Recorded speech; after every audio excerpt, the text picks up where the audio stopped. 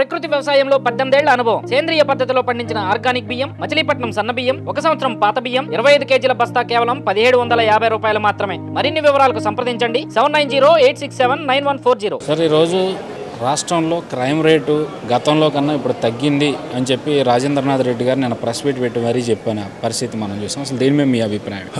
YCP ప్రభుత్వం అధికారంలోకి వచ్చిన తర్వాత గత ప్రభుత్వాలతో పోల్చుకున్నప్పుడు 175 నియోజకవర్గాలలో ఎస్సీ, ఎస్టీ, మైనారిటీల మీద విపరీతమైన దాడులు జరిగి కర్నూలు జిల్లాలో రైలు పట్టాల మీద ఒక ముస్లిం కుటుంబం తలకాయ పెట్టి కుటుంబమే కోల్పోయిందంటే, అదేవిధంగా డాక్టర్ సుధాకర్ దగ్గర నుంచి మొదలుకొని ప్రతి జిల్లాలో ప్రతి నియోజకవర్గంలో ఇప్పటికీ దళితులైనటువంటి ఎస్టీలు కావచ్చు, ఎస్సీలు మాలమాదిగలు కావచ్చు, మహిళలు కావచ్చు, విపరీతమైనటువంటి దాడులు జరగని రోజు లేదు. ఇక క్రైమ్ రేటు తగ్గిపోయిందని చెప్పడం అనేది వాళ్ళు సమర్థించుకోవడం కోసం మాట్లాడటమే, బుకాయించడమే తప్ప రాష్ట్ర ప్రజలు గమనిస్తూ ఉన్నారు.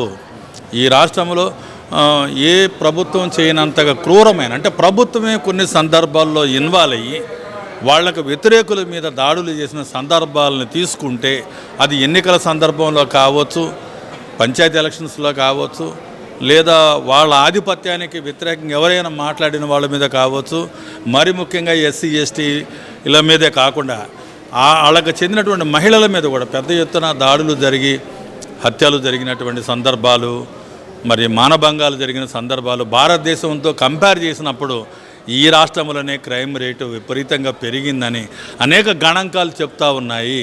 కాబట్టి వైసీపీ ప్రభుత్వం బుకాయించే మాటలు కానీ చెప్పే మాటలు కానీ పట్టించుకోవాల్సినటువంటి అవసరం లేదు. కాబట్టి మొత్తం ఎస్సీ, ఎస్టీలకు సంబంధించినటువంటి ఎక్కడైతే దాడులు జరుగుతున్నాయో దళితులు పూర్తిగా, అంటే మనం జగన్మోహన్ రెడ్డికి ఒకసారి అవకాశం ఇచ్చి తప్పు చేశాం, మన భవిష్యత్తు దెబ్బతింది, మనకి రక్షణ లేదు, పోలీసు యంత్రాంగం కూడా పూర్తిగా రాష్ట్ర ప్రభుత్వం తీసుకునే జగన్మోహన్ రెడ్డి నిర్ణయాలకు లోబడే ఉంటుంది తప్ప ఒక హ్యూమానిటీతో ఆలోచించే పరిస్థితి కూడా లేకుండా పోవడానికి కారణం వైసీపీ ప్రభుత్వమే. కాబట్టి దళితులకి ఈ ప్రభుత్వంలో రక్షణ లేదు. ప్రజలు ఖచ్చితంగా మార్పు కోరుకుంటున్నారు. మరి ముఖ్యంగా ఏ ఎస్సీ, ఎస్టీ, బీసీ, మైనారిటీలు అయితే ఓట్లు వేసి ఒకసారి అవకాశం ఇద్దాం అనుకున్నటువంటి వాళ్ళందరూ కూడా ఈ రోజున తిరిగి పునరాలోచిస్తున్నారు, మార్పును కోరుకుంటున్నారు.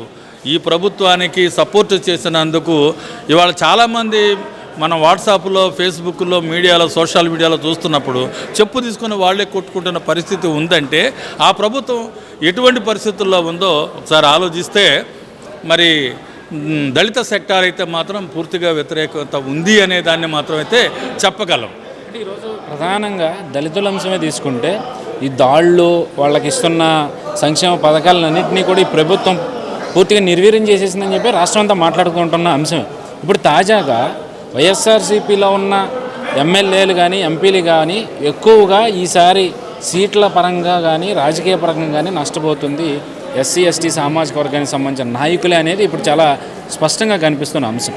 ఎందుకంటే ఆయన మార్పులు చేర్పుల్లో భాగంగా ఎస్సీలని ఓడిపోయే ప్రదేశాల్లోనే ఆయన ఎక్కువ నియమిస్తున్న పరిస్థితి కనిపిస్తుంది. దీని మీద మీ అభిప్రాయం?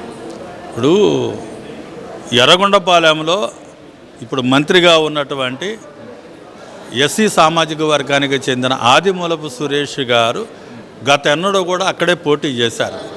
ఈరోజు స్థానికుడైనటువంటి ఆయన్ని కొండేపికి తీసుకెళ్ళటం అంటే ఆయన అంటే ఇది జగన్మోహన్ రెడ్డి గారి నిర్ణయాల వల్ల ప్రజల్లో వ్యతిరేకత వచ్చింది తప్ప స్థానికంగా ఉన్నటువంటి వాళ్ళని మార్చటం అంటే ఆయనకే నమ్మకం కోల్పోయాడు. అంటే ఆయన తీసుకున్న నిర్ణయాల వల్ల అది మంత్రుల మీద, ఎమ్మెల్యేల మీద రుద్దుతున్నాడు తప్ప వాస్తవానికి ఆయన నిర్ణయాల వల్ల ఆ పార్టీ ఓడిపోతుందన్న ఆందోళనలోనే మంత్రుల మీద, ఎమ్మెల్యేల మీద రుద్ది వాళ్ళు సరిగ్గా చెయ్యలేదు కాబట్టి వాళ్ళని మారుస్తున్నానని తన తప్పుని కప్పిపుచ్చుకుంటానికి, బుకాయించడానికి జగన్మోహన్ రెడ్డి ప్రయత్నం చేస్తున్నాడు తప్ప వాళ్ళని మార్చడం అంటే ప్రభుత్వం పోతుంది అనే ఒక భయాందోళనకు లోనయ్యి మార్చడమే తప్ప అది నిజానికి ఆయన పరిపాలన అంటే ఆయన చెప్పిన నవరత్నాలు కానీ, ఆయన సంక్షేమ పథకాలు కానీ ఏదైతే సక్రమంగా చేసి ఉంటే ఇవాళ వాళ్ళని మార్చాల్సినటువంటి అవసరం లేదు. మారుస్తున్నాడంటే ఆయన భయపడుతున్నాడు అనేది స్పష్టంగా రాష్ట్ర ప్రజానీకం అర్థం చేసుకుంటా ఉంది. అంతేకాదు ఈ రోజున నేను ఏమంటున్నానంటే ఎస్సీ ఎస్టీ సప్లా నిధులను దారి మళ్లించింది జగన్మోహన్ రెడ్డి గారే. మేము ఎన్నో పోరాటాలు చేసి సాధించుకున్నాం. వాళ్ళ నాయన రాజశేఖర రెడ్డి గారు ఔటర్ రింగ్ రోడ్డు పేరుతో, ఆయన ఆ రోజున హుస్సేన్ సాగర్ అభివృద్ధి పేరుతో దళితులకు సంబంధించినటువంటి ఈ ఎస్సీ ఎస్టీ సప్లా నిధులు ఏదైతే ఉన్నాయో ఆయన దారి మళ్లించాడు మొదటగా.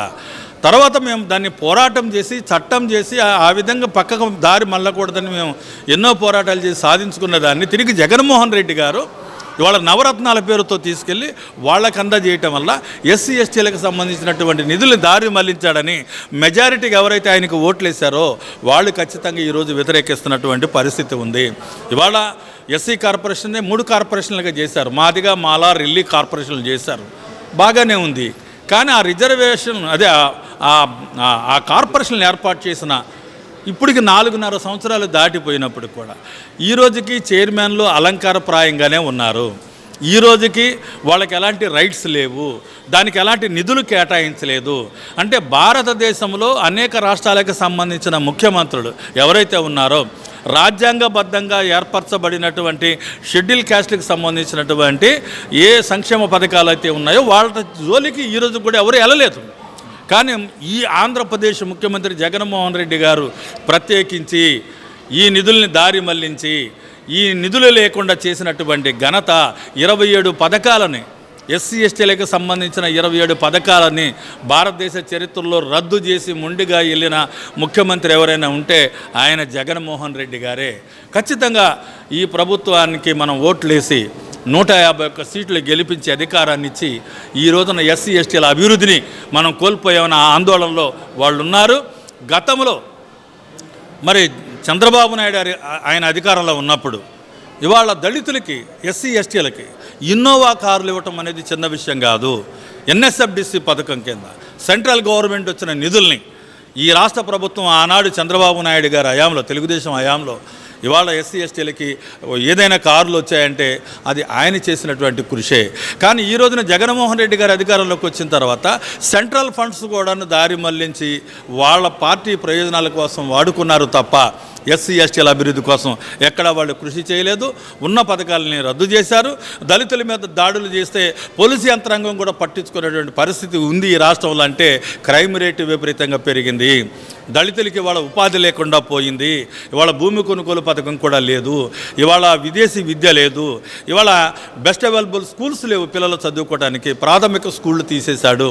ఈ విధంగా చెప్పుకుంటా పోతే ఈ 5 ఏళ్ల కాలంలో జగన్మోహన్ రెడ్డి చేసినటువంటి ఏ దళితుల పట్ల వివక్ష అయితే ఉందో అది దళితులు ఒక్కటే కాదు, ఎస్సీ ఎస్టీ బీసీ మైనారిటీలకి ఈ రోజున ఈ రాష్ట్రంలో రక్షణ లేకుండా పోయింది. కాబట్టి ఈ ప్రభుత్వాన్ని ఖచ్చితంగా ఓడించే దిశగానే ప్రజలు ఆలోచిస్తున్నారు. ఓడిపోతామనే భయ ఆందోళనలోనే ఈ రోజున మంత్రులను కూడా మార్చడం అనేది జరుగుతుంది. ఖచ్చితంగా ప్రభుత్వం ఓడిపోవడానికి సిద్ధంగా ఉంది. ఇప్పటికైనా జగన్మోహన్ రెడ్డి గారు తను పశ్చాత్తాపడి ఇప్పటికైనా ప్రజల పట్ల ఒక మంచి భావంతో ఆలోచిస్తే భవిష్యత్తులైన అవకాశం ఉంటుందేం కానీ రానున్న ఎన్నికల్లో ఆయన ఓడిపోయేదానికి ఈ కారణాలే నిదర్శనమని మేము తెలియజేస్తాం.